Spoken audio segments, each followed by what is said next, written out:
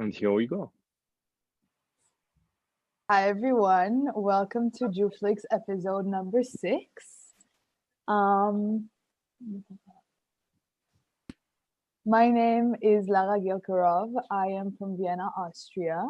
I am part of the board of the World Union of Jewish Students, and I'm very excited to have you here and host you all. I am here with 4 wonderful women and our host, the World Union of Jewish Students. I've got Esther Offenberg, Laura Kazes, Sashi Turkov, and Avital Greenberg.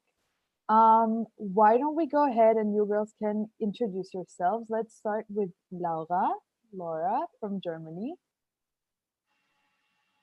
Yeah, first of all, thanks a lot for the invitation to be able to share a bit of, a few thoughts on this topic. My name is Laura Casses. I work for the Central Welfare Board of Jews in Germany. That is the social umbrella organization of the Jewish communities in Germany. I used to be a board member at the European Union of Jewish Students. I'm very passionate about different feminist-related topics.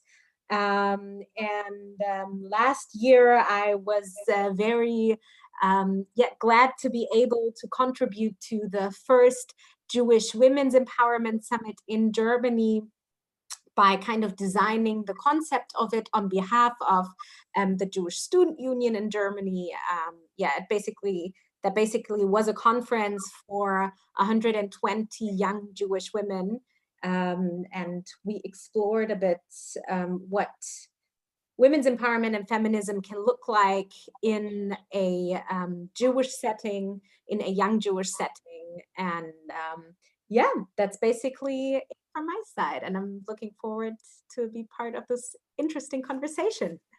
Amazing. Thank you, Laura. Let's go to Esther. Hi, everyone. I'm Esther.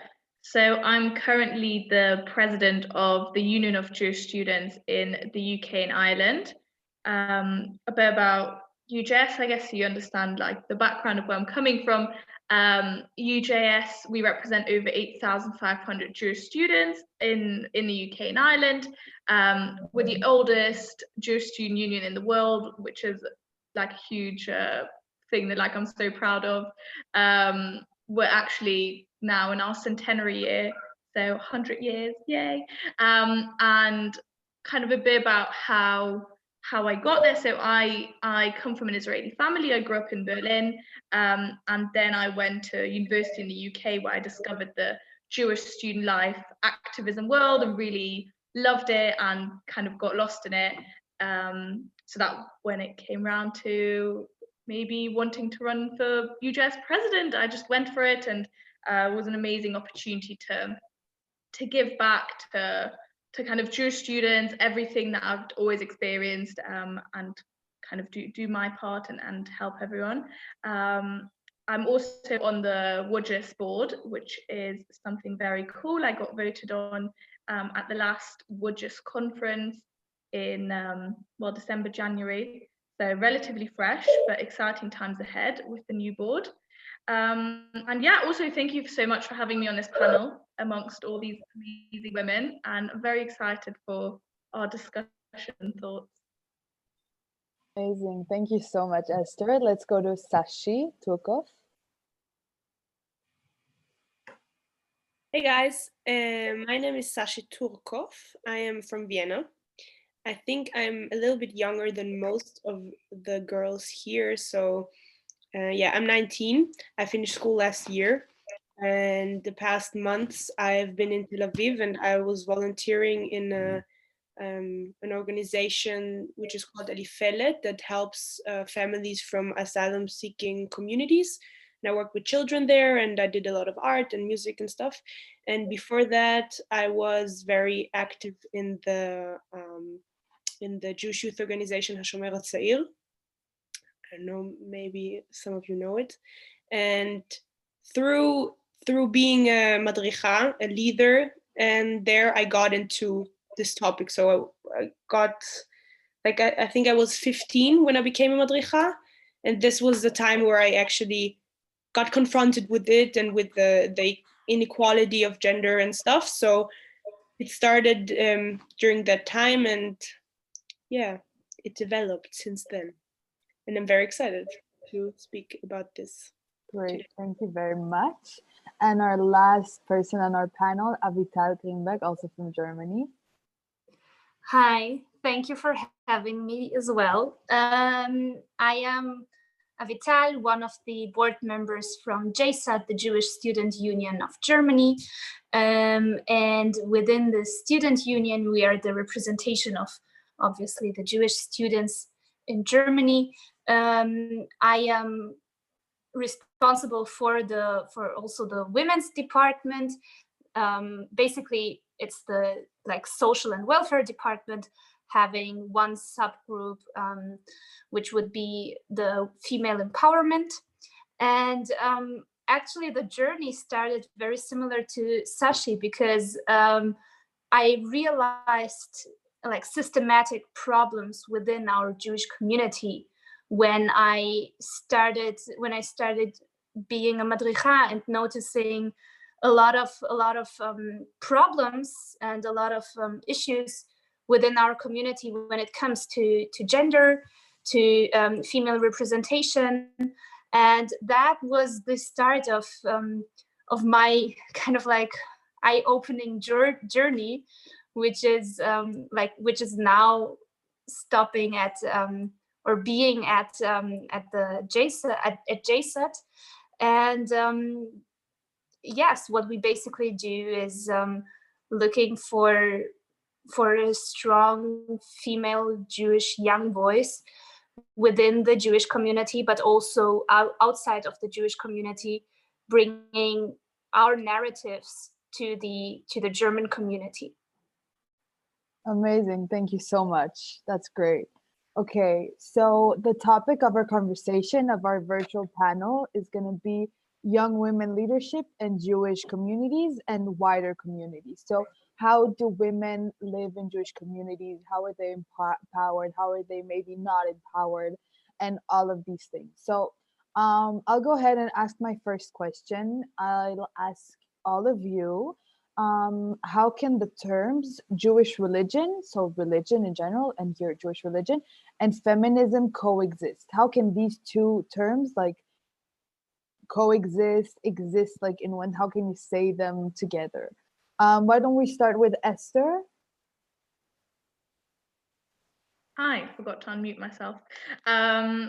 Such a loaded question.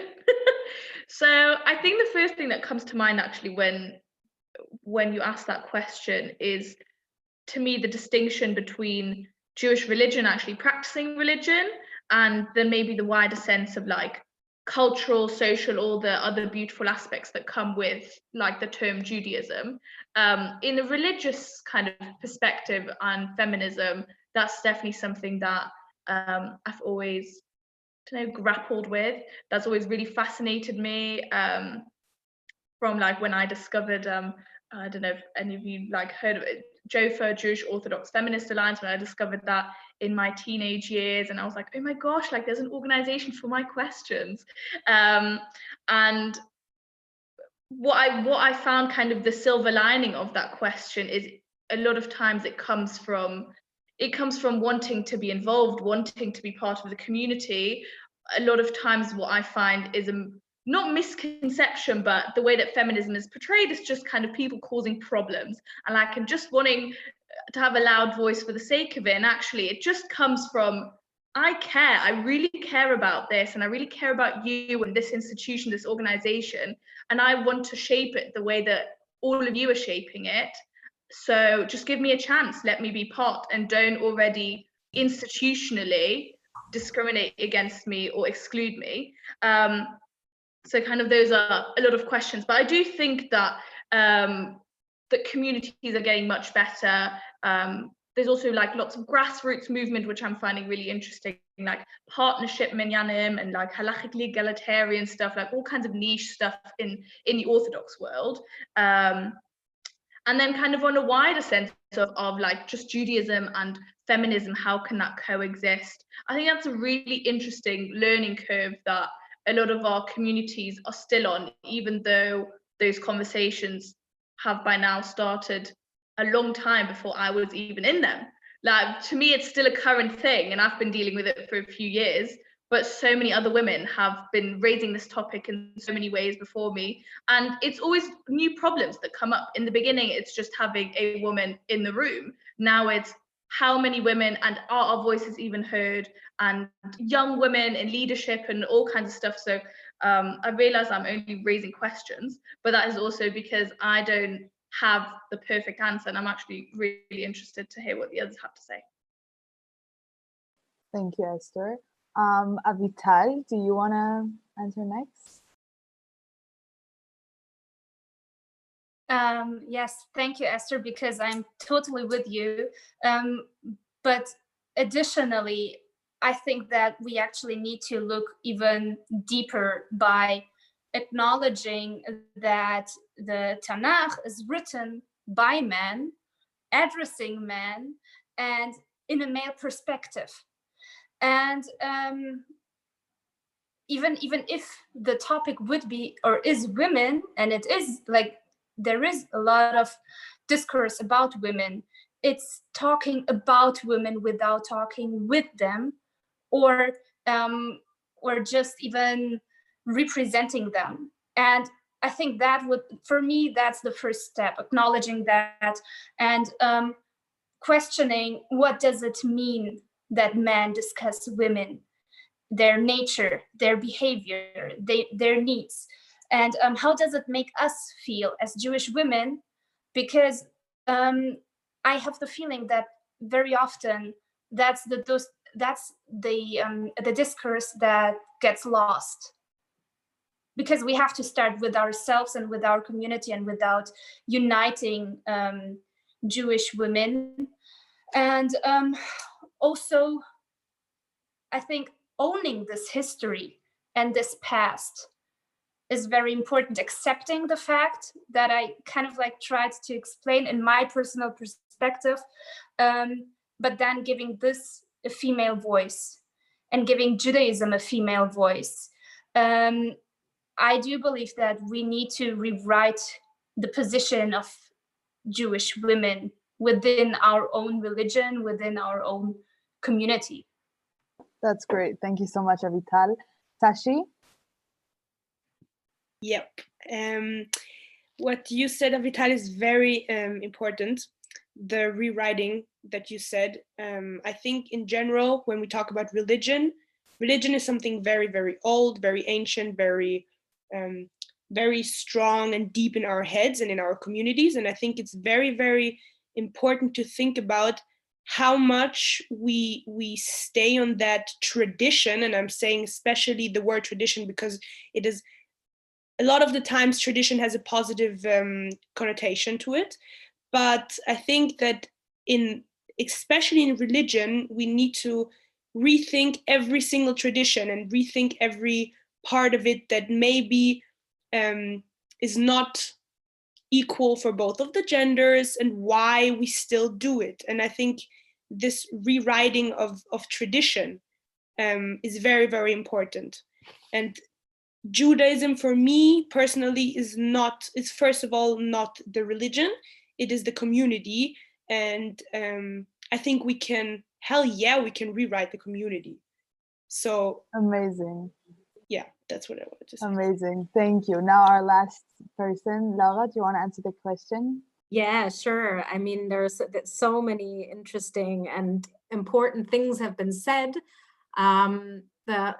I think what is really interesting is first of all, if we speak about religion, like Esther said, there are, and not only Esther said it, like basically all of you touched upon it, that there is the social space that we talk about, the communal space, that we associate with Judaism on the one hand, and then there's this religious concept that Judaism is all about. And the interesting thing is when we speak about the role of women in Judaism, we are of course speaking about similar things, just as other religions are dealing with as well. Like if we look at Islam, if we look at like Christian communities, there's always the question, who gets to decide what the feminist perspective on a religion is.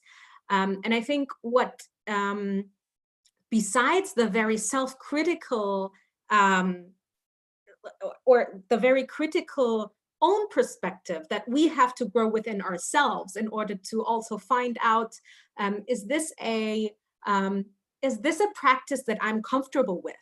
Does my perspective as a woman have a space, like Avital said, have a space within that practice that in a way is also important to me, but most importantly, who gets to decide what a feminist perspective is?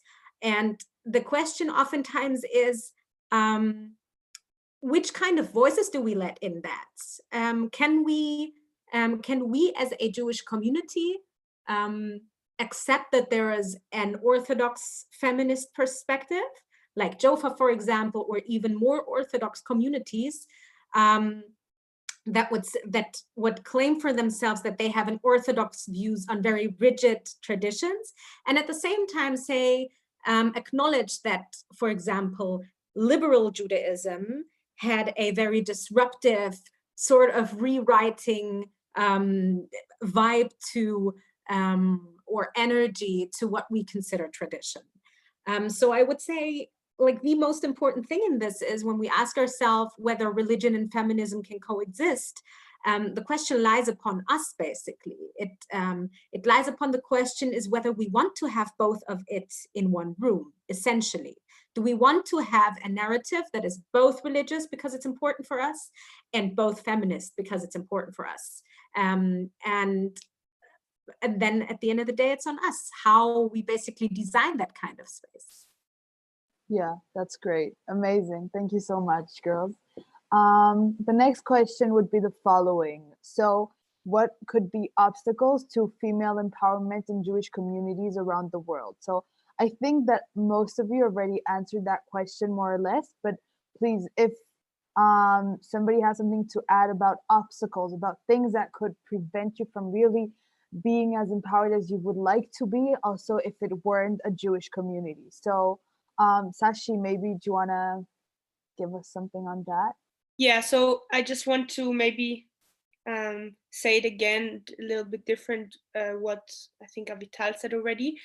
So I think the main problem about the empowerment of women in Jewish communities is the predominantly male leadership in most of the Jewish communities. So for example, in my own Jewish community, we have never had a female president until now, always men. Recently changed at the synagogue board. I don't know, the Tempelvorstand, is it synagogue board? I hope so. So this, until very, very recently, it was only male.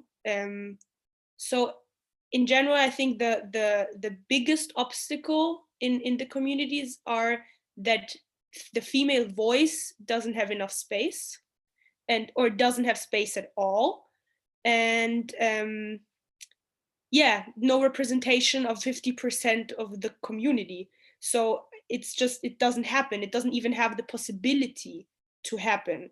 And this conservative environment and like very close-minded environment doesn't even allow the discussion to occur. Like it can't even start. And I think the start of this conversation would be more representation. I think in general, representation is one of the most important steps, but more leadership, female leadership in the communities. Yeah.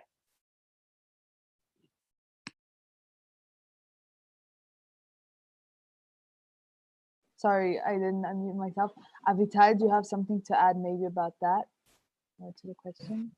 Yes, sure. So I think Sashi already touched the key point, which is acknowledging that there is a need for female voices, for women empowerment, because what I know, like what I experienced, is more the discussion: do we need it, or do we or don't we? And I think that the need would be to stop this conversation and just saying, okay, there is a lack in that, and we need to talk about patriarchal, how do you call it? Yeah, structures in the communities. I think the image is very common of the old male community leaders. But I also think that we need to start talking between each other and start questioning, what do we need? Where are we standing? And what do we have already? And what is the goal? And yes, and then see how can we unite that. I do believe that there is a huge lack in uniting the voices, because often the case is that there is one strong woman or two strong female personalities, and they are the ones who are responsible for women. They are the ones who talk for all the women, and it's better than not having them, but it's still not enough. Yeah. Great, you're totally right. Laura, do you want to add something here? I think what is really interesting within the Jewish community is that oftentimes the religious aspect that might be a lot more flexible than we think it is used as an excuse on why we have such conservative structures within our communities, even though the majority of our communities is not Orthodox practicing. So oftentimes it's like, oh no, but like feminism would not fit into our communities because we cannot talk about the fact whether women should sit together with men or not. So how about this is not the primal issue or primary issue that women would like to speak about within a community? And I think it's very interesting to see what oftentimes is projected onto a claim to have or a need that is communicated to have more female leadership within communities. What I believe is that what is the mistake or what is such a problem in also this, we don't only see it in the Jewish community, but also in a more general broader society level, that where women do not exist in leadership, several topics that are essential for societal structures are simply ignored. And it's not only about a feminist perspective, it's literally about a social perspective that sometimes is missing in that. And the second thing that I oftentimes see, and it touches a bit upon what Avital already mentioned, is when I look at the Jewish community, I see women. It's not that there are not any women. The question is, who are those female voices? And are they there because they're a token woman, so to say, or because they adapt themselves very well to a male environment? Or is it the case that these women actually foster solidarity and make sure that there is space for women who might not fit in perfectly into this male-dominated structure? So that is also a question that fascinates me, in the sense you can see like women are not totally absent from our Jewish structures, but it's always a certain type of woman that would oftentimes, unfortunately, emphasize, and that's a problem for us as women who would like to, step into that field, is women who would say in leadership positions, who would say gender never played a role. Like I was never considered, it was never considered a problem that I was a woman, and you just have to try harder. That basically, claims like these basically ignore that there are structural inequalities in the access to leadership positions.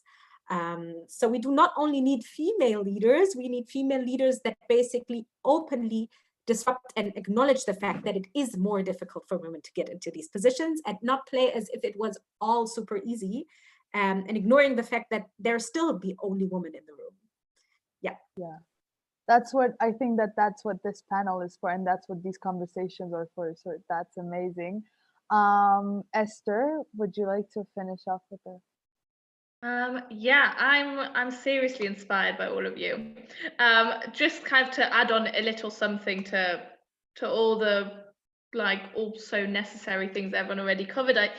Very often the way I see is that it's not only like in the big female leadership and woman leadership from like someone that you can look up to, but it starts right from the beginning and how you grow up as a child in your Jewish community, in your Jewish surroundings and family. Even if it's just you go to synagogue and it's only the women who prepare the kiddush or who clean afterwards, or all these like little bits of like the roles that people are given automatically when you're in your camp, when you're in your Jewish Sunday school or whatever, that then obviously affects people obviously on both sides. That's why like girls won't think to step forward for certain roles and boys won't think to step forward for certain roles because it all just seems so preset.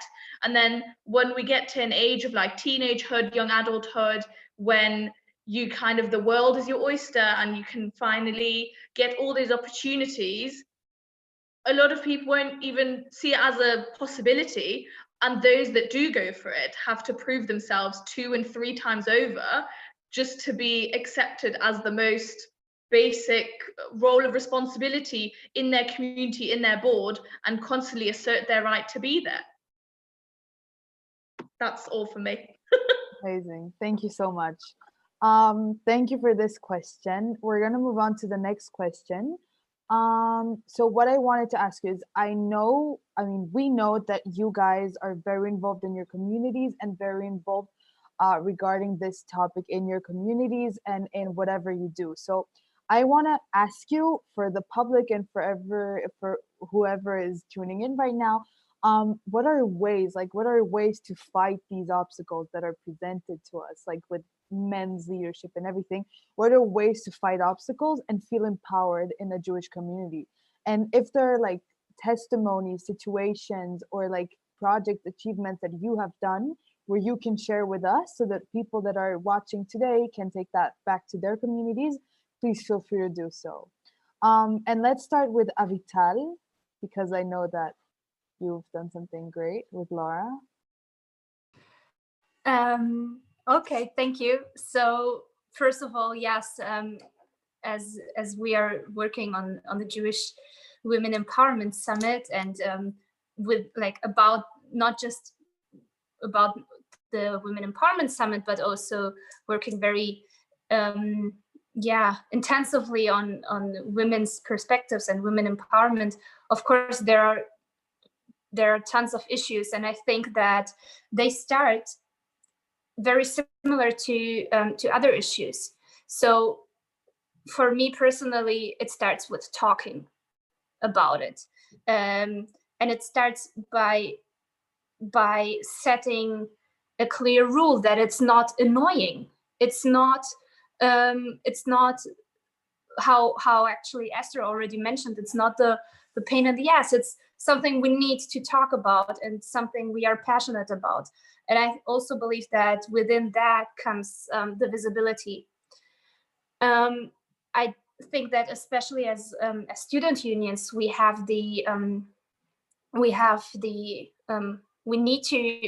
kind of like need to make sure that we have visibility and representation, and be by that also aware of the structural problems and fighting them. So for me personally, it starts with, if I have an event, no matter what kind of event it is, that I make sure we have like equal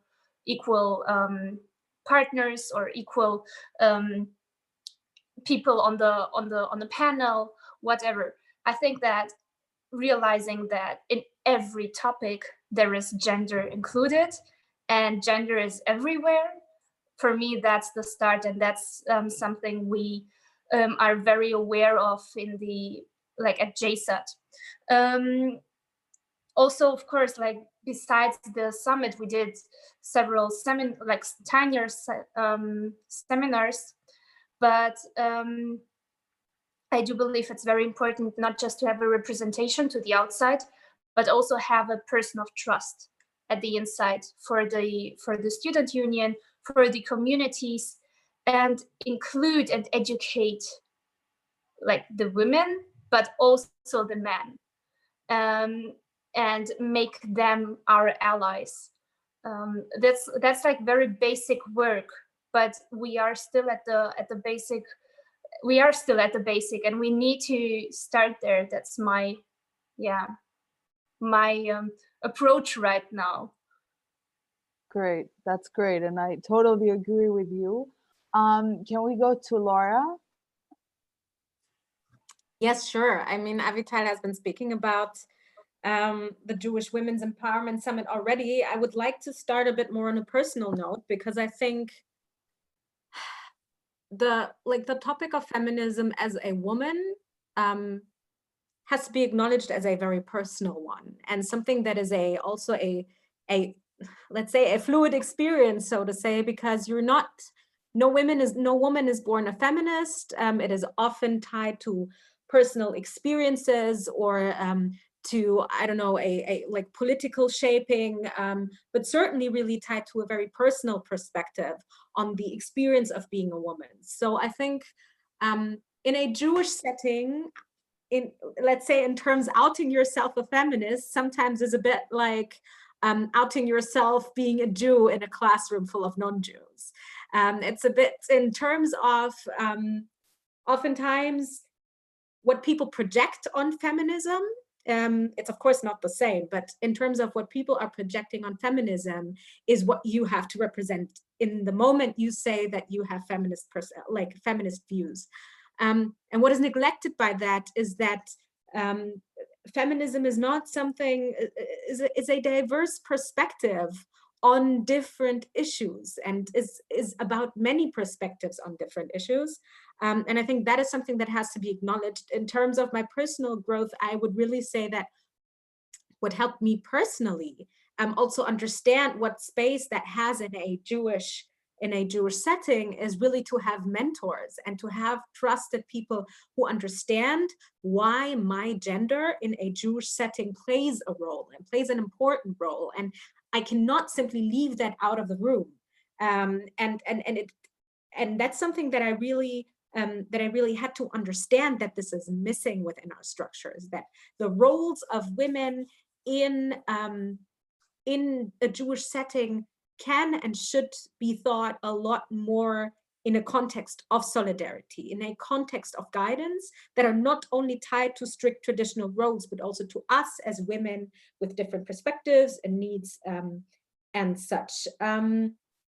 And then, of course, there's the political implication to it, to say, what does it mean to be the feminist in the Jewish room? And I would even take it further to what Avital said. I think we should be the annoying people.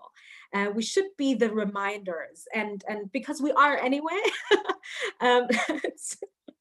And in a way to say, we are at the same time, none of us will have a view free of a bias. None of us will be free of the own socialization that we grew up in.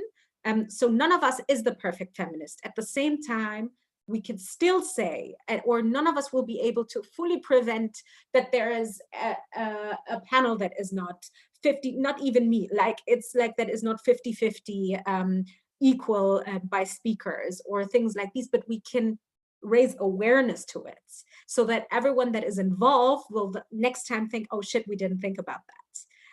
And those are the small steps that we are able to take in order to make sure that for us and also for the generation after us, several things can be taken more for granted that are not visible now at all in terms of discrepancies and discrimination. Yeah, great. Amazing. I totally agree. Why don't we hear from Esther? Would you like Thank you. Especially what Laura was just saying about personal experiences, that really just so many things came up. And I think just the main one is just whenever I tell people, I remember that like back in the day when I was still hesitant in my Jewish circles to be like, yeah, I'm a feminist. And then to get the sentence, like it's always the same sentence of, but you're not one of those feminists.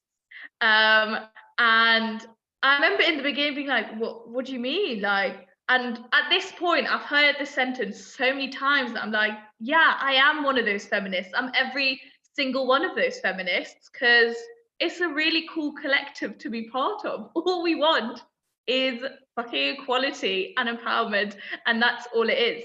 And then on the flip side of it, talking to people and then them being like, well, I'm not so sure, and then explaining just the grounds of feminism. And they're like, yeah, I guess, but I'm not gonna take that label on. When it's like, that's exactly what you should be doing. It's so empowering to take that label on as a man, woman, or anything else, because being an ally, being part of this is more than a lot of people are doing already. So just by doing that, by doing your part, it doesn't mean that you have to go out marching into the streets, but just be there for each other. And actually leading on from that, something that I think I've been quite fortunate to experience, but also have seen the flip side, or have definitely heard of the flip side of it, of the concept of just women supporting women, the girls supporting girls, supporting girls, supporting girls, uplifting each other. Especially this year in my role as president, I get to be part of a lot of councils and committees in the wider Jewish community. For example, the Jewish Leadership Council is like a big representative organization of a lot of Jewish organizations in the UK. And I'm part of their, like, I forget what they're called, but like whatever, a council that gets together like once a month. And it's really impressive. Like, it's a really impressive room, like full of chairs and presidents of all the major organizations of the UK. And I remember the first time walking in there and being like, I absolutely hate this. Like, all I'm seeing is old white men, and like on top of everything, I'm also a young woman. So it's like being young, being a woman, all of those things together. And then after having some stupid remarks thrown at me in that meeting, but also having loads of great experiences, and then by the end of it, coming out of it, I love this, because what my goal is now to be back in this room in whatever position, like either continuing as president or more and more and more, so that one day when the next young woman walks that door, I can help her, and I can help all these young women really achieve what like they are destined to. So that's my piece of just like women supporting me on top of everything. Yeah, I saw that. Thank you, Esther. That was great. I saw that Laura wanted to add something for that, and then we'll finish with Sashi. Exactly. Just a tiny little thing, Sashi. I didn't want to take your speaking spot, but I would love to add something to what Esther just said about this new experience of having young women in a room of senior male officials that are not the secretaries, the assistants, the interns, but actually have a leadership position. And that is something that also needs to be spoken about among us young women, is that the majority of these elder men don't have a concept of young women being in a leadership position. And that can play out in a nice way. Like, I'm in a similar position, is that happens to me very often, or because of my job, I'm in a lot of those rooms. And so the interesting thing is that there is this one perspective of like the absolute minority of older male leaders that understand that there is a space for young women in a leadership position, and I fully acknowledge that. That is a minority. And then there are some that acknowledge it, but still misbehave, in the sense that they still don't understand that there is a certain way that they cannot speak to young women, to like, and so like only like calling them by their first names, or even touching their face just because they're so nice and like in the age of their granddaughter or whatever. So aging plays a big role, but it is also a gendered aspect that makes it uncomfortable for young women to be in a room. where on the one hand, it seems very like it's labeled very weird if women actually claim their spaces and say, you know what, I feel very uncomfortable with this because I'm actually in a senior position in my organization, and I don't feel comfortable with you, touching my face just because I remind you of your granddaughter, or similar acts of that. And then there's another small group of senior leaders that are basically not understanding the concept at all, and also being really hostile in that setting. And that unfortunately, oftentimes, without generalizing, oftentimes also applies to women in leadership position that seem to, on the one hand, have the bias in sometimes, not always, to push young men and make it harder for young women. And being in a way more like making it more challenging for young women, claiming that they do it because they know how hard it is. So women have to try twice as hard. And those are like the things that I think need to be spoken a lot more about in our age group and among us and among young aspiring women, in order to say, so this is happening, and it's not only happening to you. Let's make sure you know what you're dealing with, while at the same time understanding that it's a structural issue that we're speaking about and not an individual experience. Great, thank you so much. I'll just repeat the question real quick in case anyone new joined. Sashi, you're the one I'm gonna ask now. What are ways to fight obstacles, and how can you feel empowered in our Jewish community? So go ahead. Yeah, so both, every one of you said so many important things. And so first of all, I think the fact that we have to realize that the gender always plays a role is so important, and important to start at a very young age. Esther, you said it, and I want to amplify it more on the community side, not only on the family side. This is also very, very important, that the family house acknowledges gender equality. But I want to start, what we can do as a community is to start this conversation at the youngest age we can. That means at the youth organizations. What I said before, I personally was in the Shomer HaTzair, but there are so many more. There's Bnei Akiva in Austria, there's Yad B'Yad, BBYO, Habonim Dror, there are a lot, okay? And I think it's very, very important to start this conversation about, yeah, we are annoying, and we are defining every single subject about this gender annoying thing, and oh my God, you're saying feminism again, and it's not a feminist topic. And we should start this annoying conversation at a very young age, so it doesn't become annoying anymore when they're grown up and they start these conversations.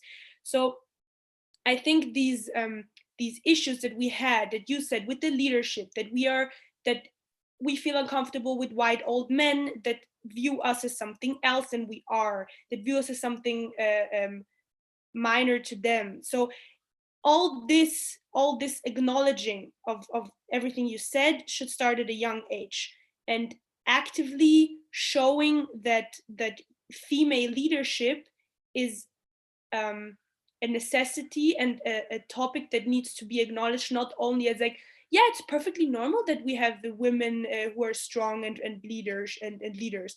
It's like, we have to tell them it's very, very important that we acknowledge them, and acknowledge them actively.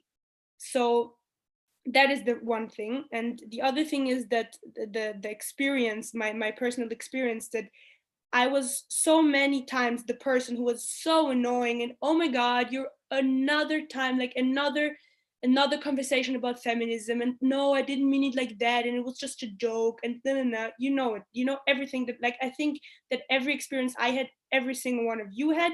And I think that if we start these annoying conversations, what I said before, these annoying conversations with young kids, and I'm saying kids, all the genders, it will get better. And I also think it's really important to think about how we speak to each person.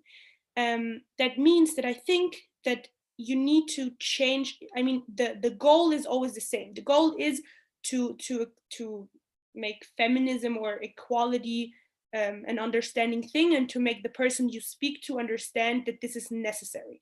But I think it's very important to think about how we speak with each person, because a man, for example, does not have the same experience, I would like to say, in inequality, because he doesn't face it every day.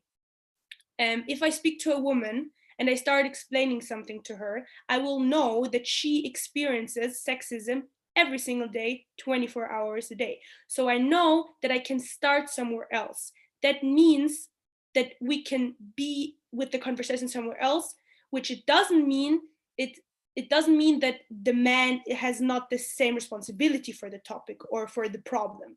I just mean that we need to think about, because the question is how we fight those obstacles. And this was something that was a problem for me when I started talking about this topic, because I was I used a lot of emotion, and I was like very angry at first when I got into the topic. And when I started talking with men about it, and they didn't get it at first, I was like, why aren't you getting it? Don't you see it? And of course they didn't get it the same as I did, because they didn't experience it every day. So it's so important to think about how you phrase your discussion, and like saying, like the semantic part about your conversation is so important, because you need to think about the words are so important. And even if it's it sounds a little bit too kleinlich, I don't know how to say this in English, like a small part about the conversation, but it's really, really important. Also, when we talk about the ages we talk to. So for example, if I speak with my grandfather about feminism, I need to start somewhere else than if I speak to my little brother, even if they're both men. It's just their environment is so different that I need to change my conversation style to achieve the same goal. Yeah, that's it. Sorry. Great. Thank you so much, Sashi. And thank you, everyone else. Is that your little brother being in the conversation here? Great. So I'm gonna, Sashi, I'm gonna ask you first for the following question. What are things what is like a thing or like multiple things you would like to see change in the next 5 years? It can be something related to feminism or women empowerment in the Jewish community or in general. Of course, it would be more interesting if you talk about like Jewish society. So what is one goal or like one dream you have and you want to like see in the couple coming years? So Sashi, you're the first one I'm asking. I have many visions and hopes and dreams. And first of all, I want to say that the Viennese Jewish community is very thinks very conservative, even though it's not. What Laura said before, that we often use this orthodox excuse to behave a certain way. I feel that very, very strongly in my community. Yeah, so of course I would love my daughter to go to the synagogue and see a female rabbi, and see that the leadership of exact this part of Judaism, not the community part, not the president of the Jewish community, not the shlicha of the youth organization. I mean, like the religious part in the synagogue. I wish that someday it will be a female person, and I wish that someday my kids will see that this part of Judaism can also be led by women. And I remember that when I was 12 and I had my bat mitzvah, I was so mad that I couldn't have an aliyah. I was so mad, and I asked my mom, and why can't I have it? And it's so unfair, and I would love to do it, and I also like to sing, so it was a huge thing for me that I really wanted to do this, and blah blah. And then like she couldn't do anything about it, because what would she say? She couldn't tell me, yeah, you can't do it because you're a woman. It was a thing for her, which was very hard. And I don't want me to be I don't want to be in this position with my daughter. I want her to say, yeah, of course you can do it, Analia. Of course, why not? So I don't want to be in a position where I tell my daughter, yeah, your community doesn't allow you to do this because you're a woman. So this is a dream for me, also a personal dream. But That's there's so many like different other things that I imagine, like period shaming, and that I don't have to sit behind a curtain to listen to the tefillah, or be so far away that I can't even hear it. So I wish that in the future we are part of the story, like equally part of the story, not second row part of the That's story. amazing. Just a little side information. I just got information that in Argentina, there are synagogues, and many synagogues actually, that allow girls to have aliyot. So there are places around the world where this is possible, and hopefully one day our community will be reached by this too. Okay, so now, Laura, I'd like to ask you what's something you'd like to see in the coming years.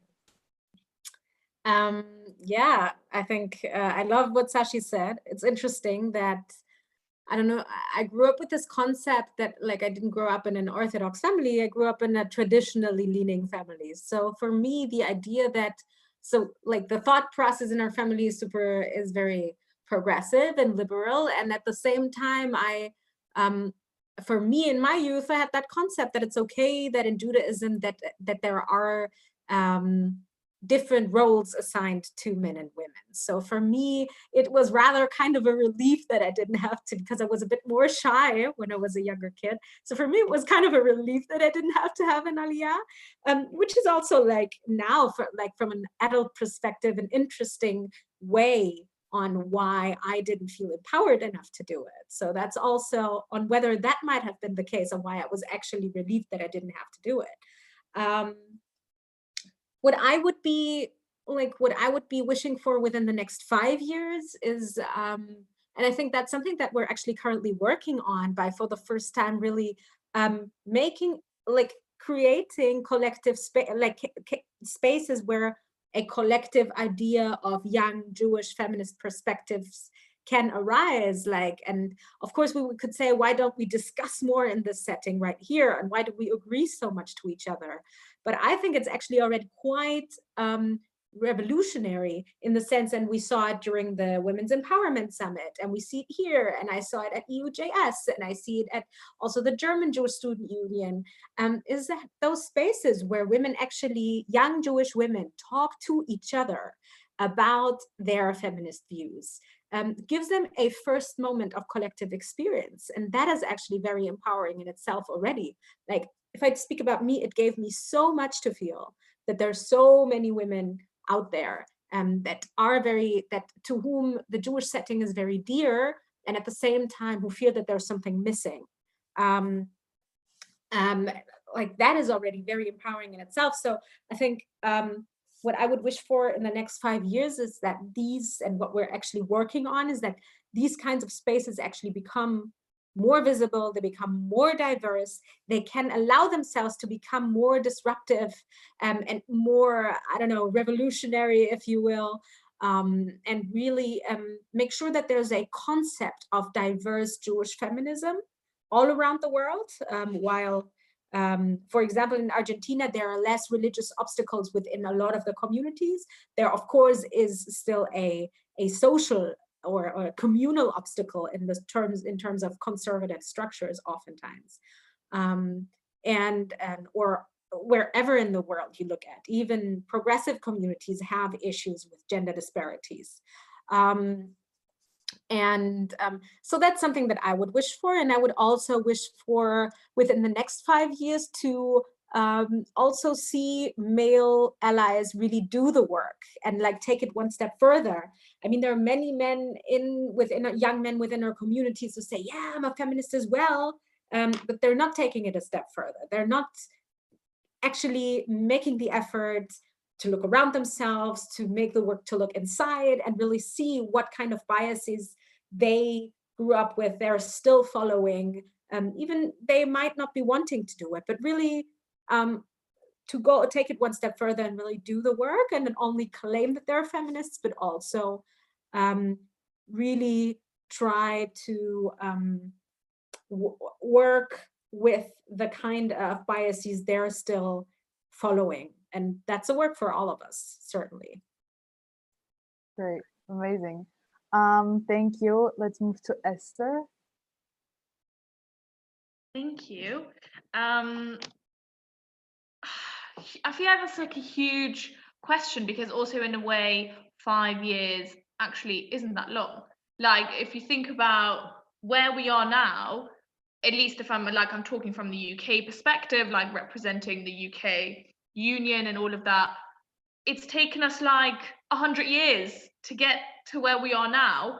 And actually at the moment, for example, just to give you like an example of like UK Jewish community politics, the Board of Deputies, which is the like communal representative organization for Jewish organizations and communities in the UK, on their board, I think out of 5 people, 3 are women, the president is a woman, the chief exec is a woman. So like amazing representation on that side, and they're all such powerful, like charismatic personalities, and like great for like young women and like kind of female role models and leadership role models.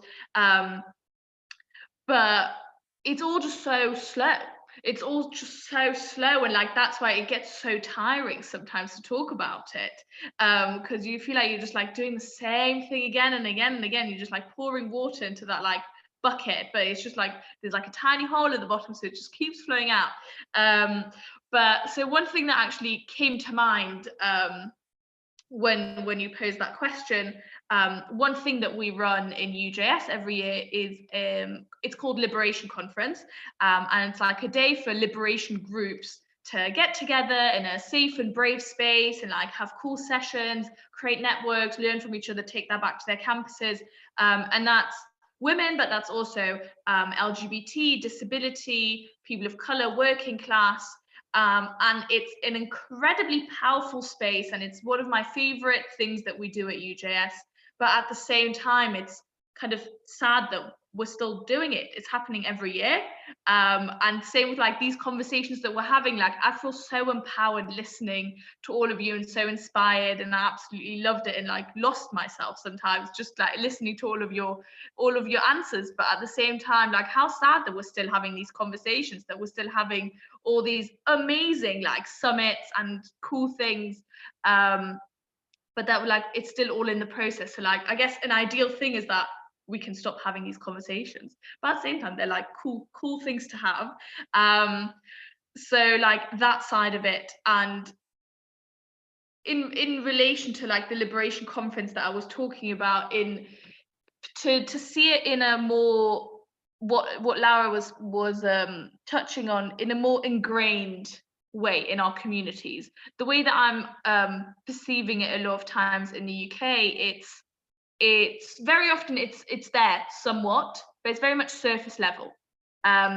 So it'll be like nah, and the women, blah blah blah, plus women. Like it'll be like it might be an afterthought, or like they might be involved, but it actually being ingrained that you don't have to check how many people are on your panel and how many are male and female, and like what is the representation of this and that, but that actually everyone is taken into account, and along with that comes like allyship and just diversity within our community with other groups as well. So that very often the women that we do see championing a lot of things, and they're amazing, but kind of white, straight, able-bodied women, what about all the other amazing groups in our communities, like people of color, LGBT, Jews with disability, who are also constantly facing barriers, and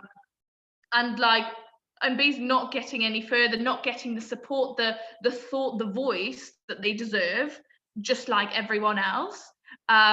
So just, I guess, like the final roundup of all of this waffle is just it really being ingrained. Like that's at the end of it all, you want it to be ingrained just like any other awareness of something that is crucial to your community for it to flourish and work and be sustainable. Because that's a lot of times what our communities complain about, like, why are we old, why are young people not coming, why are this and that and this and that, and why is it so hard, why can I not find a woman scientist for this whatever panel? Because you're not trying, because you're not looking far enough, and because you're not giving them the opportunities in the first place to be accessible to you. Thank you. Amazing. Thank you so much. Avital, we're finishing with you. Thank you. Well, I totally loved your answer, Esther. I'm just in awe. There were many points you just touched, and I'm very hesitant when I get asked, where do you see this and this in 5 years and 10 years? Where do you see yourself, or the discourse, whatever? So I wanna like, I think it's very tough to say where will it be and where is it, because 20 years ago, the first Jewish female feminists, let's say in Germany at least, they also expected a different development. I really hope that that in 5 years we won't need to defend female representation, because right now we are still like, okay, we need one female person on the board, or we need someone, and if this woman has achieved something, she still has to defend herself, and she still has to defend her qualities. That's one thing. And also the point of sustainability that Esther already has mentioned. It's always easy to work in the beginning, where you're very motivated and where you are kind of like, still you have also the angriness Sashi touched before, and then you're doing that, but by the time you get frustrated, and you maybe won't see the development you wanted to see, and I really hope that we will still be angry, to be honest. It sounds really bad, but I hope this angriness won't go, because the problems won't solve themselves as easy as we like them to be solved. So that would be one thing. And also acknowledging feminism, actually, also from women's side, because it's still such a thing that young women want to be young female leaders, but they are struggling with this female identity. What kind of female leader do I want to be? And that's kind of like this concept, like there is still the question about the concept of a female leader. And I hope that it will be self-understanding and very natural to be a feminist, strong leader. And also, especially like in our communities where feminism is still like the prohibited word, or at least like the boo word. Nobody wants to yeah, kind of like embrace. So yes, that's kind of my additional thoughts next to Esther. Great. Thank you, Avital. Thank you, everyone. We're already 1 hour in, so now we're going to move to the questions. I have 3 questions. Let's start with the first one. So the question is, isn't there an issue with how the Torah works, that people who believe in Judaism and in like the Torah see their content as the truth and the only truth? So many sexist problems come from these like rules from the Torah, which for some people are not changeable, and for others are changeable, or topics that they can change. So whoever wants to answer this question should just go ahead and answer it, and whoever wants to add something, go ahead. Do you mind just repeating it again? Sorry, just one more time, because that was like a lot. Well, the question was, if you have people that believe in what the Torah says, and so the Torah partly says that women are not allowed, or at least like intrinsically say it, that women are not allowed to do an aliyah, or women are not have to sit separately from men. How would you challenge this? How would you find a way to work through these differences, and I don't somehow explain to people that it is possible that way, and that it should be this way, and that women don't need to be discriminated?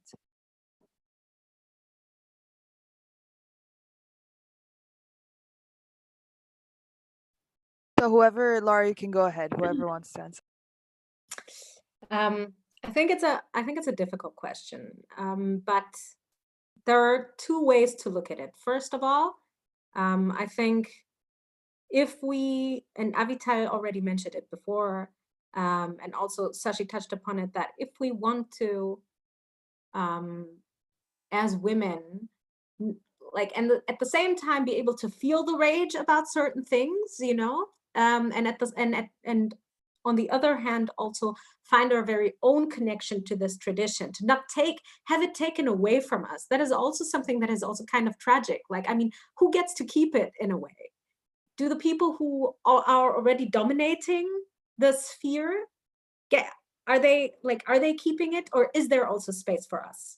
And that's also a question, is like, do we find that space by abandoning it or also acknowledging the discrepancies in there? And there are a lot of great women who really work with that from a, not also Jofa, but as a very good example, Esther. But there are a lot of Orthodox Jewish women who really try to tackle a feminist or challenge also a feminist view from a very Orthodox perspective, very based on the Torah. But the other perspective that I would like to offer in that sense is, especially if I talk to people that are very, you know, but the Torah says it that way, and that's the way it works, and we can't change things. We can't change about it. I think there's, on the one hand, the way to be disruptive and to say, well, that doesn't include me. You should go F yourself, and you don't, and by that you exclude me from your views. I think at some point it's interesting just to meet the person where they are, in terms of saying, okay, how about we don't look at things together? We don't look at things that are prohibited for women, but we actually look at the roles of Jewish leadership that women have, and we look at the different roles. We don't only look at the Megillat Esther, for example, with a perspective that Esther was the pure savior of the Jewish people, and she did it by, you know, sacrificing herself and doing what her uncle told her, and all of that kind of things. Also acknowledging that even though we take her as the perfect example of female Jewish leadership, there, for a woman, there is a possibility to look at a more differentiated way at this role, and to say, maybe I don't want to be Esther. Maybe what Vashti did was actually quite interesting,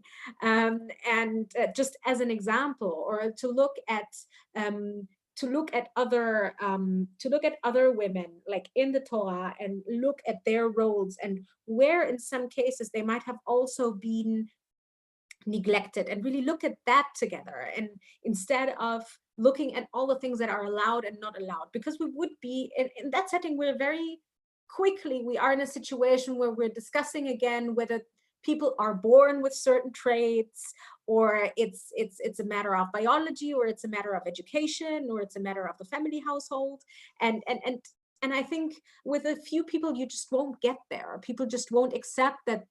People can accept that there are a lot of things that we learn while growing up, and at the same time there will be people whose minds you will not change about the fact that because cis women can get pregnant and can get babies,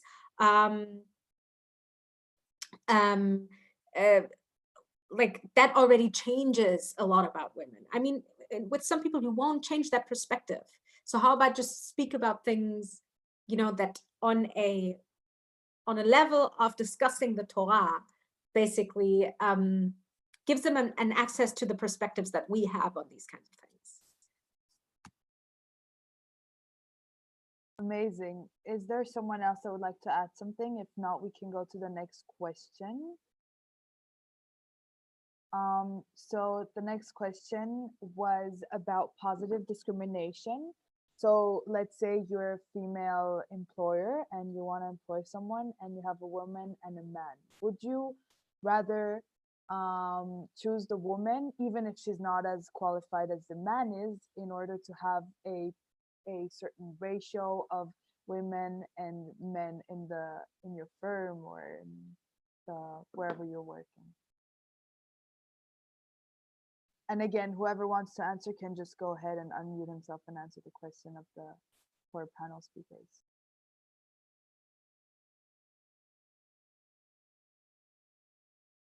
Avatar, were you trying to? No, Avatar, you go. Yeah. Okay, so I doubt that I will have the perfect answer for that, but first of all, I'm really not a fan of the term positive discrimination. Let's start there. Because, well, what does it mean? It means that we accept discrimination in general. I would believe in the term of empowerment, that, and acknowledging that there are certain obstacles where women are not as qualified as men, but have perfectly the chance to either catch up or to get the needed access to a certain job or qualification or education, whatever. So whether I would do that personally or not, I don't see myself in the position to choose that, because because that's not really my reality right now. But I do believe that you always have to balance things, and you always have to kind of like look at different aspects, and also to see what's more important to you.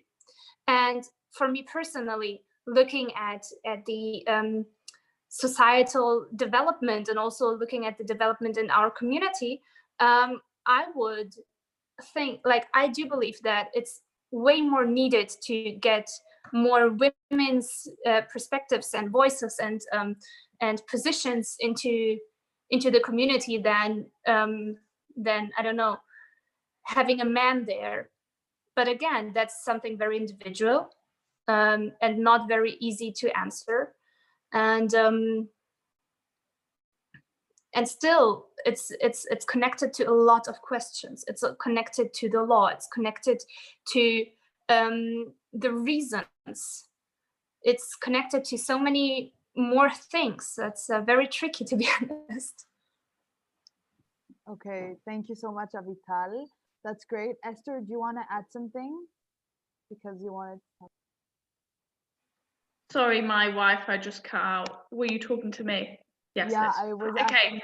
So okay, I missed Avatar's last sentence, but yeah, I completely agree with kind of like the kind of how we approach it from the beginning. That whole question of like, what do I think about positive discrimination, and like, would I hire someone? I think the reality of things is that very rarely will you ever be in that position where you'll have a really unqualified woman and a really qualified man, and the woman gets picked because they'll think, well, she's not good for this job, but I guess I need someone with boobs in this office. Like, that's not the reality. And so I think, luckily, not something that we have to deal with in that way. More often it will be very qualified women applying for jobs with actually overqualified, and them not being picked because of their gender. So that whole concept of like positive discrimination and like which one, and kind of that being a very binary conversation when it just isn't. It's just like it's just not one versus the other. Great, thank you. I think that we only have time for one last question. Sashi, sorry, please go ahead. Can I add something really beautiful that my mom said about this, please? About positive discrimination. So in general, this is a topic that I discussed with a lot of men a lot of the times, and it got really like emotional and personal. And I think the easiest and best way to explain positive discrimination or everything that has to do with it is like, imagine we have a cake, okay? And until now, men had a lot more of the cake than women. It wasn't 50-50, okay?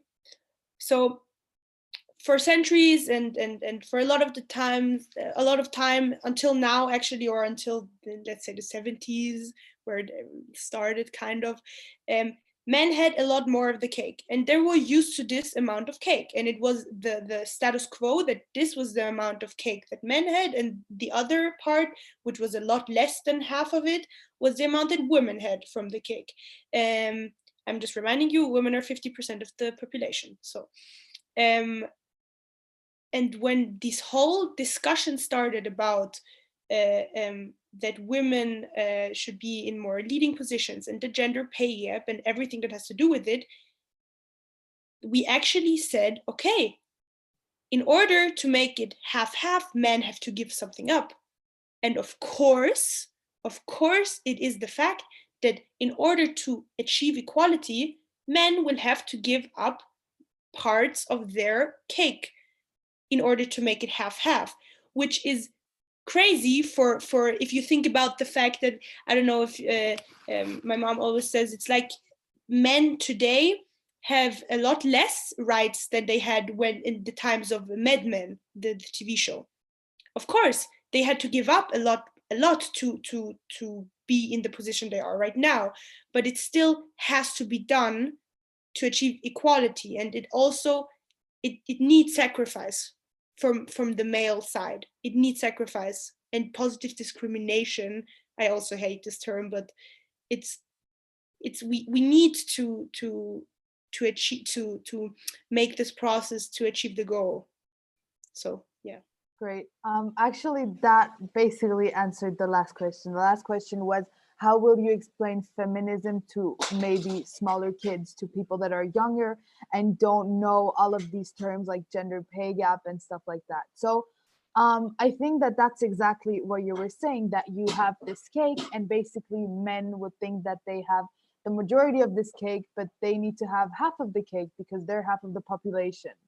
And that's how you can explain it to anyone who doesn't understand what you're trying to say. Or a small kid, if you're madricha and you have, I don't know, let's say 9-year-olds in front of you, and you're trying to explain to them what feminism is all about. And that's basically it, that you would like to have a woman at the same level as a man, and not at a higher level and not at a lower level. And that's basically it.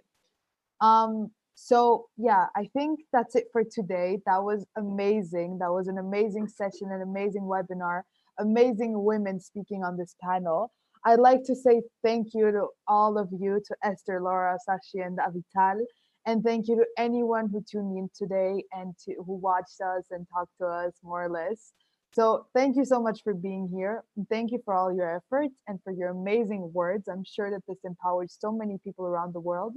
And if it doesn't, our lives still exist and people can still tune in afterwards. So yeah, that was great. Thank you so much. And yeah, I think. And thank you to you, Lara, for moderating so beautifully. Thank you so much. My pleasure.